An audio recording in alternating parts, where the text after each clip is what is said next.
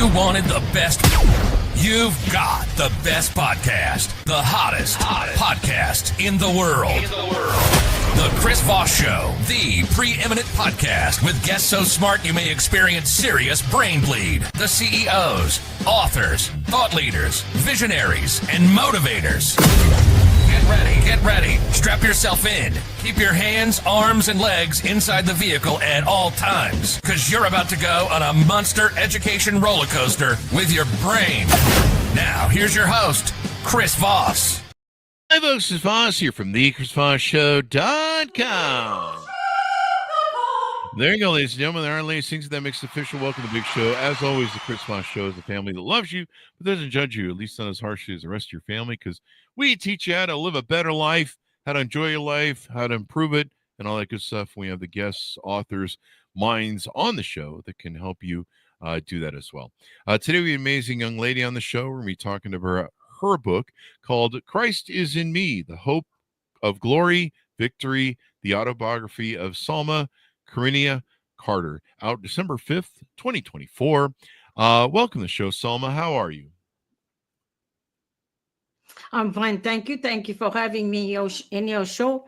And more thanks goes to Sam Collin, who prepared me. There you go. Every day for this show. Awesome sauce. We love it. So give us your .coms. Where do you want people to find you on the interwebs to get to know you better?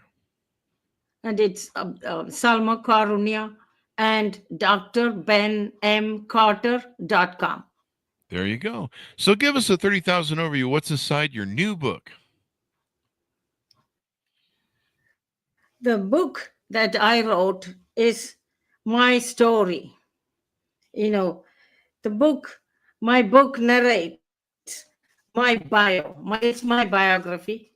And it's not just my biography. It actually captures all the small and big details of the historical era of 17th, 18th, 19th century. Because the mother who adopted me, started this orphanage on 1800. Mm-hmm. So this year we will be celebrating 125 years of the orphanage. It's still running. I'm one of them. We were thousands of orphan boys and girls. Oh, wow. So this is a story that's about your life. Give us a little bit of insight into how you were raised and some of the challenges you overcame. It is the story of a little girl growing to an adulthood in the biblical grounded orphanage in South India called Donover Fellowship, founded by Amy Carmichael from Belfast, Ireland. Mm-hmm. And she, started it actually initially for the girls and boys, those who don't have any home. Mm-hmm. They needed a home. But the first orphan who came to her ran away from the Hindu temple. Mm-hmm. India is predominantly Hinduism, and the high caste Brahmins believe they have to dedicate their children, firstborn or something to the temple. Now, where do we see this? We see Samuel was dedicated to the temple, and so Eli, the priest, raised Samuel in the Bible. But these are Hindus, and the priests are Hindu priests, and these girls were trained to dance in front of the gods made by wood and stones. So that's how this orphanage started. But my story is, when I was born, 1944, Second World War time, my mother died at childbirth. Oh, no. Giving birth to you or one of your siblings? Yeah, there was 4 boys I heard later on, but nothing was recorded. So it's going to be interesting story. it is not only that Americans in 21st century encountered the other American who came from such unique beginnings as myself. I was Hmm. born prematurely, less than 3 pounds. Oh, My wow. mother How died many at months childbirth. premature? There was no Sure. How much? How less early than was your 3 birth? pounds. It's How many months were you into the um, pregnancy when you were? see, I'm an orphan, so nothing was recorded. Oh, okay. All right. But you So just know Amy you're Carmichael premature and never very likely. recorded anything. Yeah. You would have Yeah, been probably what, I 4 or saw 5 that months in early? my. That nothing was said in my medical record. It says, very few pounds, so less than Mhm. 3 pounds, but very active baby. That's all written about my birth. Okay. And then um, I was blessed to be taken by Amy Carmichael, where she hired, wet nurses. So I had two wet nurses that I know because as I grew older, I still saw them because they keep coming to, wean other children, other babies from the nearby villages. Hmm. And we had no electricity, no shoes, no running water, no indoor toilets, no Hmm. toilet papers, use only water to clean ourselves and everything. A Wow. very plain diet, strict rules on dress, bedtime, etc. But Wow. of course, it's an orphanage, so that kind Yeah. of a life. Gotta have some rules. We, yeah, very strict rules. And we had sometimes homeschool, and dairy farms, fruit trees, and 10 years old tamarind trees around the compound where I used to climb up because I always wanted to touch the sky. Oh, So really? I will be way up there, but they were 100 years old. And the we were regulated, you know, um, by the clock tower and the church bells, Oh, okay. marked each and every day routine. Huh. There you go. So give us. So you talked the journey. Is there? You titled the book, "That Christ is in Me." Is there a point that you found religion through your work or through your living? Yes. Tell us Well, about what that you was know, like. I, And okay. I was, there was hundreds of us, in that orphanage. It's a very large orphanage. And in the school, homeschool, there are 100 children. But wow. I was kind of a black sheep, Mhm. because I was very, energetic, climbing on the trees and the roofs and all that. But these missionaries are from England, Scotland, Ireland, Australia, New Zealand, and Mhm. Germany. Some German sisters we had. So it's very strict that we were raised, But so I, the it will be where I come from is the school teachers, kind of, had lot of influence on us, and the authority was very, very strong. Sometimes they could and did alter one's life, and my life was altered when I was, seventh grade. I repeated the seventh grade, and then um, when I went to see the result, April, um, it says not promoted. So second time, I failed, but I was not knowing my fate.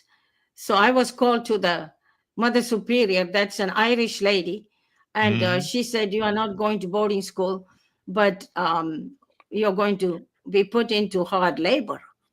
Uh-oh. So one whole year, my punishment was working in the garden. So I was only 14 years old. I was still a child.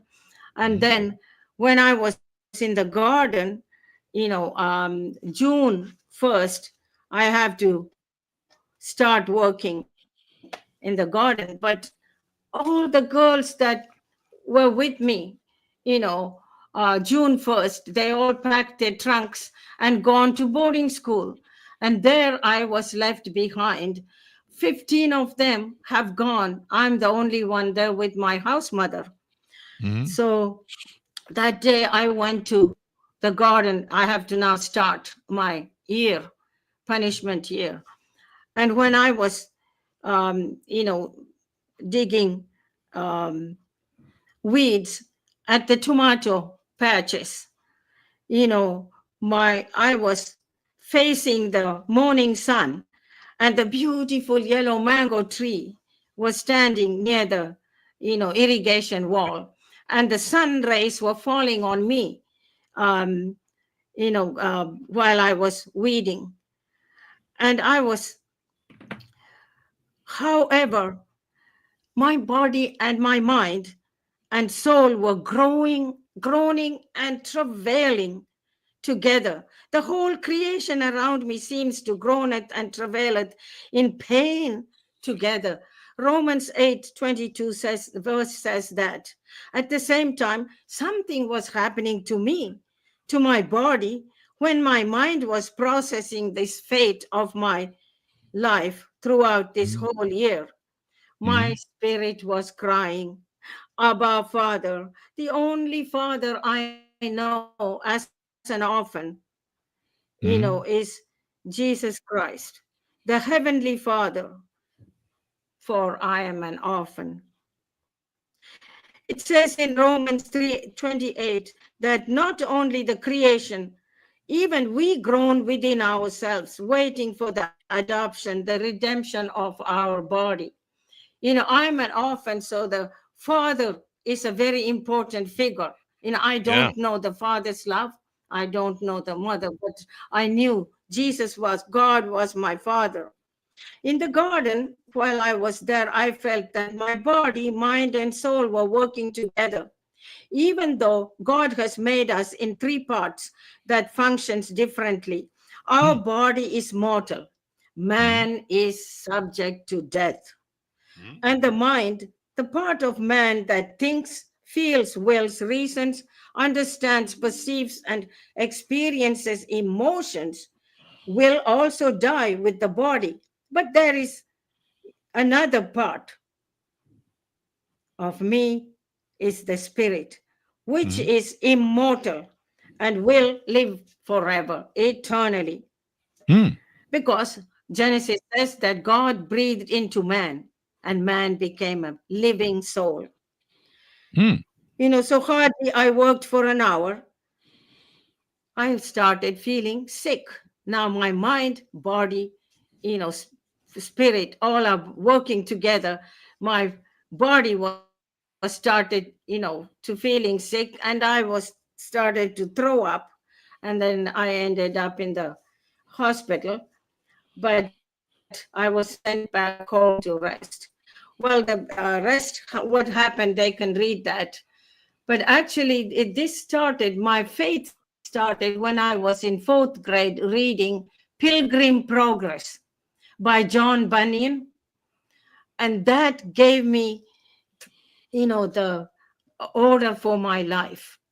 If I only trust God. When Christian and Faithful was in the dungeon, you know, they were beaten by the giant. But every day they came to the door, but they couldn't open the door. Mm. One day Christian said, I'm going to die, then the giant beating me every day. I can't bear this. But then the Faithful said, well, we'll wait and see what God can do for us. And suddenly Faithful found a little Bible in his pocket. So they Mhm. went to the gate, and read the scripture, and the gate opened it. Mhm. So a lot of people are in trouble. But if you trust God, and his word, there is a escape. root Oh, there. there you go. So And that's where I so learned you that. found that kind of in your thing. How did the rest of that shape your life and influence you? You talk about this in your book. How did that shape and influence you in your future and what you were trying to do with it? And then, I said that, you know, um, I was set free from the work. I found not guilty, you know, um, and I sang, Jesus paid it all to him I owe. Sin had let the crimson stain, he washed me white as snow. So now something happened. And that same year, when I had my birthday, I was kneeling on we don't have bed. We had a, straw mat. At 9 o'clock at night, I knelt, on my straw mat. That's my birthday. And I said, Lord, I give everything to you. I'm punished, but I still believe you. You set me free from that. And, he washed, I asked forgiveness. And all of a sudden, there is something went through me like a lightning. And that Hmm. was the power wash of Christ's blood, And ever since, I tell you the truth, something changed. Next day, I went to the garden to work, but I felt I'm not walking, walk as a shame. I've been walking, walk of a shame every day because I was taken out of the, order from the schoolgirls. So Hmm.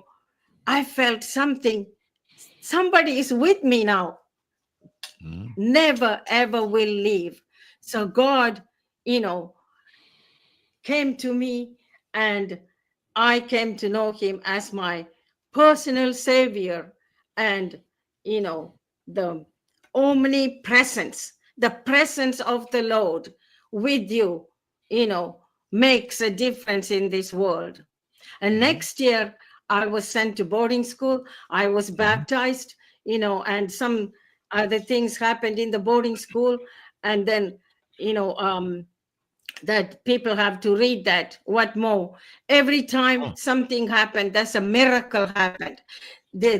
God has shown me, that there is a miracle. The mystery was revealed it to me on that day, of November 23, 1959. The mystery was Christ is in me, the hope of glory. Now I can live victoriously. I have hope. Somebody's going to be with me. Christ is within me.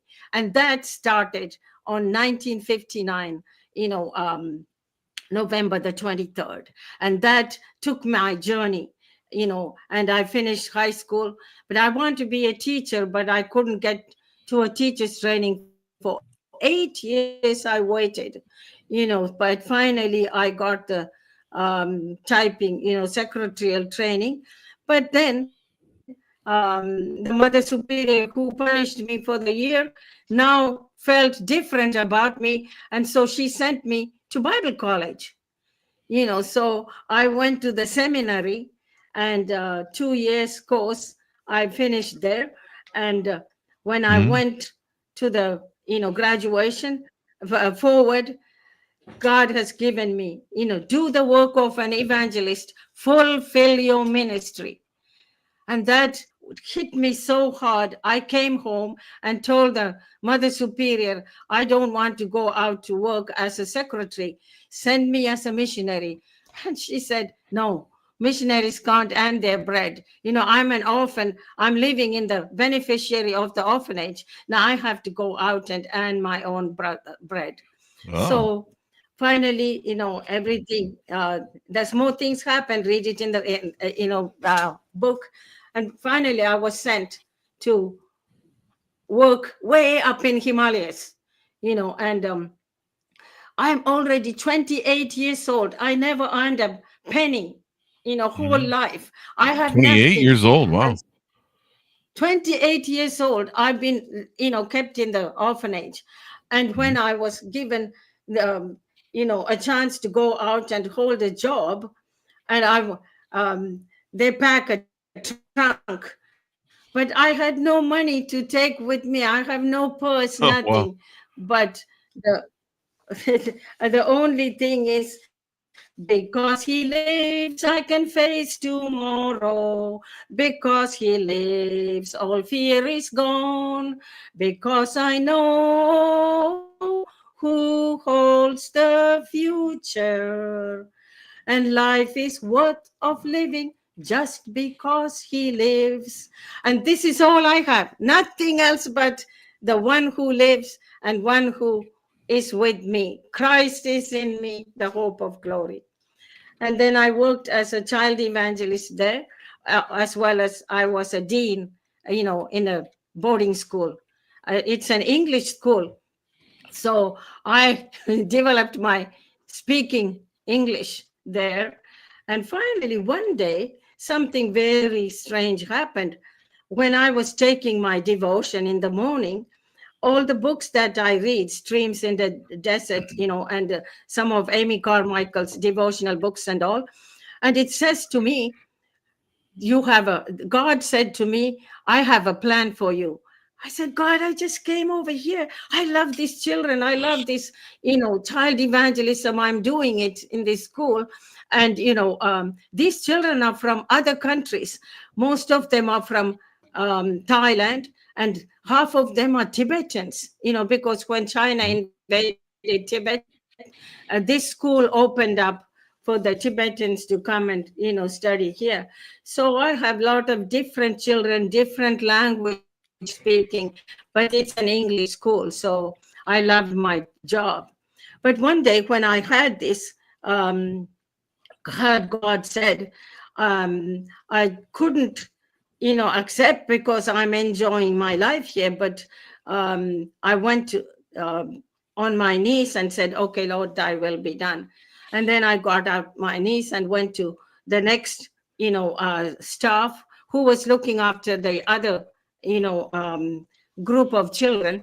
And I told her, she was from Australia. Her name is Diane. And I told her, Diane, God has told me this morning that some plans that he had for me, so I'll see what comes in my, mail today. So we went, that day we went, for a town, it's a Himalayas. You have to climb 2-3 mountains to go to the town to get some groceries.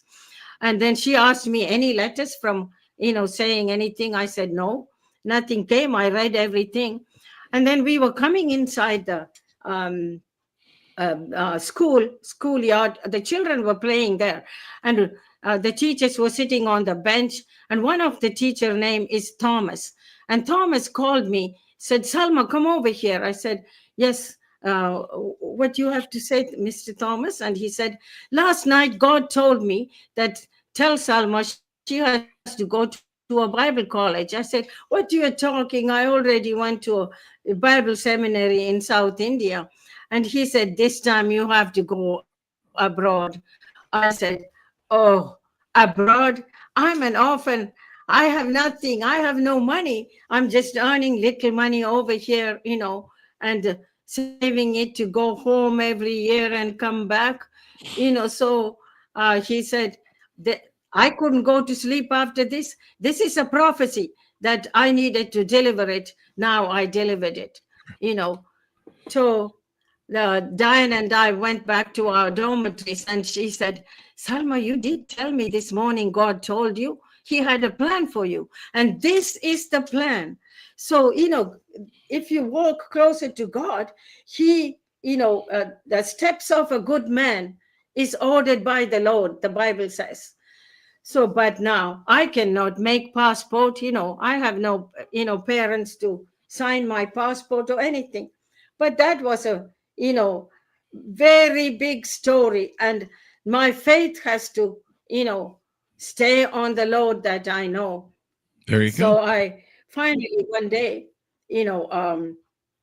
I thought maybe I could do it. So I sent some papers, I asked papers from government, Delhi, passport office sent me some papers, and I filled it out, but I can't fill it. The father's, the guarantor or any that line. So I was um, sending it without it, and they have sent me another one, 3-4 times. So when I went home, winter time, the missionaries or the orphanage who is in charge of me, my guarantors, they refused to sign it.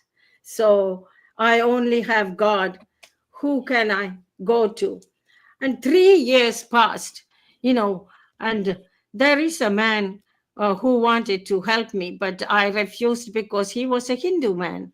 So I thought, my God will, take care of this. And he said, I can help you. I can sign your paper, but I didn't give it to him.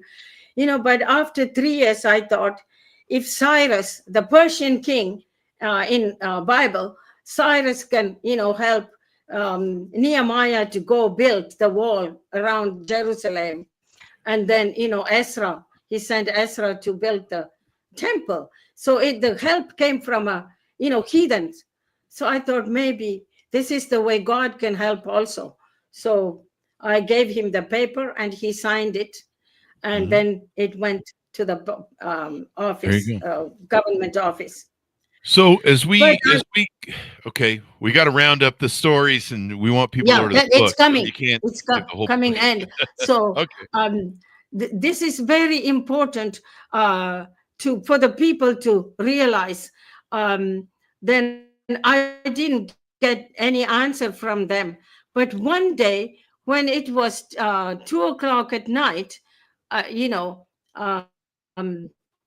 no, I was taking my devotion that day. Again, God talked to me. You must go down to Delhi. So I can't leave my job. I have a very big responsible. So if my God says, I have to trust. So I went to the principal and he said, okay, you can go. So I went there. But would you believe the very next day when I was there, investigation was taking place from Indian government. Is there a girl called Salma Carunia in this house? The man who signed my paper put his property on my name, because India, you have to have property to go abroad and to make a passport.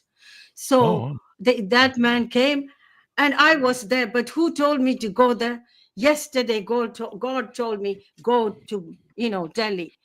Oh, that is a miracle. God speaks to you, And then after I had my passport made, I couldn't get my visa.